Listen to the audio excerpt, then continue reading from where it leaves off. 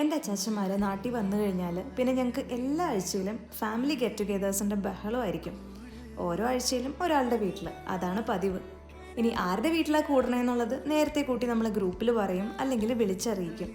ഇനി ആ ദിവസമായാലോ എല്ലാവരും കാലേ കൂട്ടി വീട്ടിലെത്തണം കേട്ടോ. എന്ന് വെച്ചാൽ അറ്റ്ലീസ്റ്റ് ഉച്ചയാകുമ്പോഴേക്കെങ്കിലും അവിടെ എത്തണം.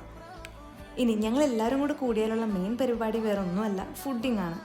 ചിലപ്പോൾ ഞങ്ങൾ കുക്ക് ചെയ്യും, മിക്കപ്പോഴും അങ്ങനെ തന്നെയാണ് ചെയ്യാറ്. എന്നാൽ ചില സമയങ്ങളിൽ എന്തെങ്കിലുമൊക്കെ ആക്ടിവിറ്റി ആ ദിവസം ഞങ്ങളുടെ പ്ലാനിലുണ്ടെങ്കിൽ ഞങ്ങൾ പുറത്തുനിന്ന് ഫുഡ് ഓർഡർ ആക്കും.